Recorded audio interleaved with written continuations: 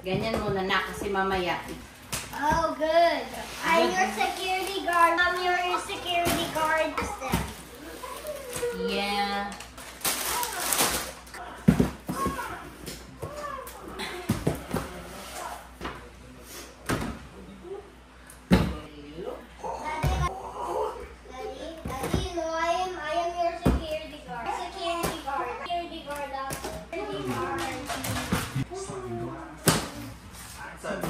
Nasa baba.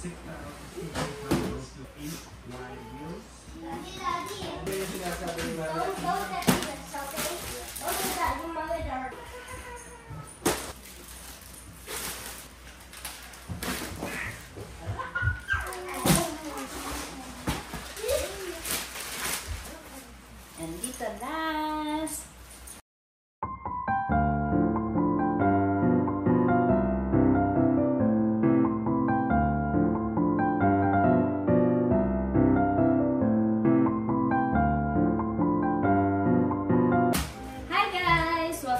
To my vlog. So, ito is Costco haul. Ito lahat yung mga pinamili namin ngayon.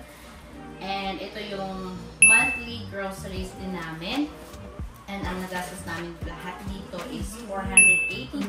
So, in peso is umabot siya na siguro mga 20,000 pesos. So, ito lahat siya guys yung monthly talaga namin. Hindi kami lagi pumupunta ng Costco. Kung ano yung mga kulang namin dito sa bahay, yun yung mga binibili namin monthly. So, mas gusto namin sa Costco bumibili kasi bulk na, paramihan talaga siya. And then, hassle kasi pag if ever weekly kami pumunta doon and malayo kami sa city na, so, much better sa amin na maramihan na din. And, yeah, hassle talaga. So, eto, bumili kami ng carrots kasi ginagamit ko to pag kunyaring nagluluto ako ng lumpia, siomai, or kahit anong mga gulay. And matagal naman siya nabubulok, marami na siya. So, I think ito is $7 yata. Hindi ko sure, nawala kasi yung resibo. And then, bumili na din kami ng mais kasi minsan ito yung pinapabawang ko kay Ethan. Picky eater kasi si Ethan kaya hindi ko alam kung ano yung kapabaon niya. So, ito, malaking tulong sa amin to. Minsan, pang merienda niya, lunch, or basta pang baon niya sa school. Pizza. Hindi nawawala yung pizza sa grocery namin kasi yun nga, si Ethan talaga yung iniisip namin. So, favorite niya yung pizza, lalo na yung cheese pizza. Itong Panda Chocolate. Favorite niya to, and hindi ko sure pa kung peanut free ito kasi hindi ako nagpapabaon sa kanya sa school ng mga may peanut kasi merong ibang kids dito is may allergy sila sa peanut. So, kailangan ko i-double check siya bago ko siya ipapadala sa school kasi baka tatawagin ako ng principal. Yeah, risky kasi iba yung mga allergy ng mga bata dito talaga. Iba-iba yung allergy nila. So, ito, favorite nito. And then, ang Oreo. And then, paubos na yung shampoo ko. Though, meron pa akong mga conditioner. Meron pa akong conditioner sa baba. Pero, bumili na lang ako nito kasi, ano na siya, pack na siya ng shampoo at saka conditioner and mura na siya. Kaya, bumili na lang ako. And hindi ko pa ito nasubukan ng Kirkland. Pero, try natin. Sana maghiyang ako kasi yung Dove is hindi ako hiyang talaga.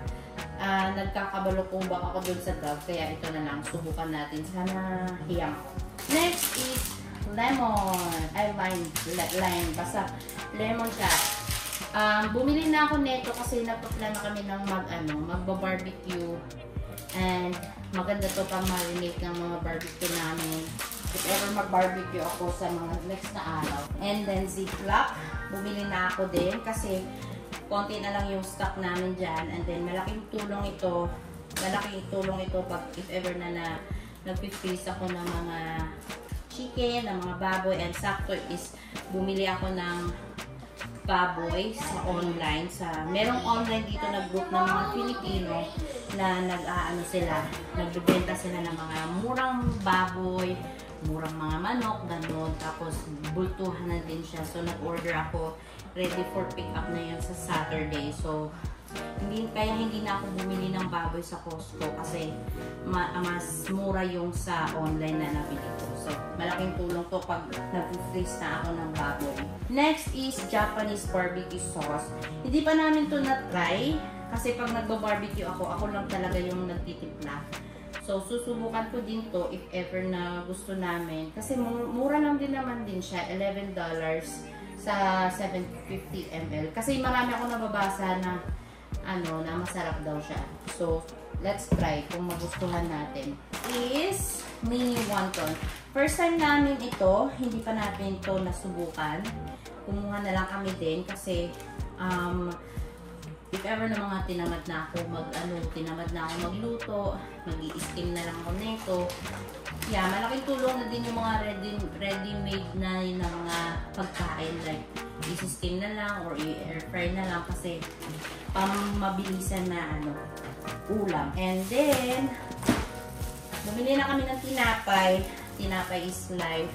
So, itong tatlo na ito is $8 na siya. Ewan ko kung 8.99. Pero mura na to siya. $8. Naglalas sa amin to na siguro 1 month mahigit. Kasi hindi naman din kami araw-araw nagtitinapay. Minsan ako na pancake, gano'n, or nag-oatmeal. So, tinifreeze namin to.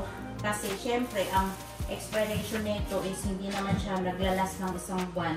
So, kailangan siya ilalagay namin sa freezer para pagkakain kami, if ever gusto namin kumain ng tinapay, itoto lang namin siya tapos air fry. So, ganun din ang lasa niya. Hindi siya nagbabago kahit na pin-freezer namin siya. Mayo. Bumili na ako ng mayo kasi nung one time na nag-iisip ako ng mga wrap something na pagkain. Wala akong mayo and then tinatamad din ako pumunta dito sa isang tindahan. Then, bumili na ako if ever na gusto ko na naman ng wrap na pagkain at least meron na pang sauce. The nuggets. Etong nuggets na to guys, masarap siya. Masarap siya and madami na siya talaga. So, yung last na binili ko na nuggets na ito, siguro mga December pa yun. Hindi ko na maalala, pero matagal namin siya naubos. Kasi hindi din na kami laging nagna-nuggets. Malaking tulong na siya and then malaking tulong siya sa pangbaon-baon ni Ethan. Favorite niya kasi talaga ito. Though minsan na uumay siya, kaya minsan ang aano ko sa kanya, ibang ulam naman. So, hindi siya in 1 month na uubos naman. Mga ilang buwan din siya na uubos. Kaya, malaking tulong dito ng ang nugget. Sugar. Ganito kalaki yung sugar sa Costco guys. 2 kilogram na. Kasi, konti na lang din yung sugar ko dito. And then, yeah, bumili na lang din. Iba yung sugar nila dito guys. Sobrang siya, manipis. And then, hindi siya ganun ka-brown. May pagka-light brown siya. Pero, masarap din siya. And, bumili na din ako ng favorite ko na cookies. Masarap to siya, guys. Lalo na yung, yung itong may white. Yan, favorite ko yan. And then, ito is chocolate. And then, ito is parang cookies and cream siya. Masarap din. Tahong. Etong tahong, guys, hindi talaga siya lagi. Hindi siya lagi meron sa Costco. Kaya bumili na kami kanina kasi sakto nakita ko. And then, itong dalawa na ito is $19 na. So, may cent siya something. So, mga $20. Mura na siya kasi marami na yung tahong. And sakto is matagal na din kami hindi nakapagtahong kaya bumili na din kami. Ito naman, bumili ako ng broccoli kasi if ever magluluto ako ng pagkain ni Elisha and gusto ko siyang pakainan ng broccoli or kahit anong uulamin namin, bumili na lang din ako just in case lang kasi mahirap naman tumakbo-takbo sa tindahan araw-araw kung ano yung maiisip ko na uulamin namin in a day. And then orange kasi favorite ni Ethan ko. And then bumili na din ako ng Spam kasi naubos na yung Spam. Ang baon ng anak ko. Rice cakes. Favorite ito namin dito sa bahay. Paubos na kasi yung rice cakes namin.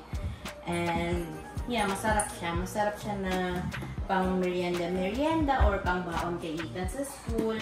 Marami na siya, guys. Ang, niya, 54 bars na siya. Madami na siya sobra. Next is yung pabango sa damit. And next is milk. And this hot dog. Ang lasa ng hotdog na ito guys is para siyang pure foods. Kasi wala kaming pure foods dito talaga. Bawal ang magpapasok ka ng mga meat products, gano'n. May nakita kaming nagbebenta ng pure foods dati, pero grabe ang isang pakete niya, $50. So, hindi na lang kami bumili kasi napakamahal. So, ito is kasing though hindi siya talagang lasang-lasa ng pure foods na inaasahan natin, pero pwede na siya. Pwede na siya pagtsagaan. Masarap siya. Masarap siya na hotdog talaga. Manok. Itong tatlong chicken na buo guys is $29.46 na siya. Malaki na siya and mura lang siya. So, ang ginagawa ko dito is mamaya ikakat ko siya tapos ilalagay ko sa ziplock. Depende kung paano ko siya i-cut. Kasi minsan, gusto namin mag-adobo, gusto namin mag-tinola, or gusto ng fried chicken ni Ethan. Bahala na kung paano ko siya i-cut later. Kasi gusto ko na bago ko siya ilalagay sa freezer is nakakat na siya. Next is ang oatmeal. Yeah. Paubos na din yung oatmeal namin. Last namin bili ng oatmeal is siguro February. Hindi ko na maalala pero matagal na. Matagal din namin nauubos ang ganito kalaki na oatmeal guys. Next is grapeseed oil. So hindi na kami gumagamit ng mga canola oil or kahit na anong oil. Last na Costco namin is olive oil yung nabili namin kasi medyo mura pa yun siya. Nasa mga $35 yung 3 liters. Eh ngayon, umabot na siya ng $42. Kaya sabi ko, huwag na lang kasi ito mas mura, $24 lang. Eh, siguro sa darating ang panahon na magmumura din yung olive oil. Pero ito is safe din siya. Hindi na kasi pwede si daddy sa mga mga canola oil or yung mga ibang oil. Kaya okay na kami dito sa grapeseed oil. Next is onion. Grabe guys, ang dami na niya. Kadami na niya. So ito hindi namin siya nauubos ng isang buwan. Ang ginagawa ko, syempre nabubulot siya pag sa labas ko ilalagay. Ang ginagawa ko, freezer ko siya. Nilalagay ko siya sa ziplock. Kaya malaking tulong talaga yung ziplock. Kinakat ko siya bago ko siya ilalagay sa freezer. Kahit anong cut na lang, basta ikakat ko siya. And then, tumatagal na siya ng mga ilang buwan namin.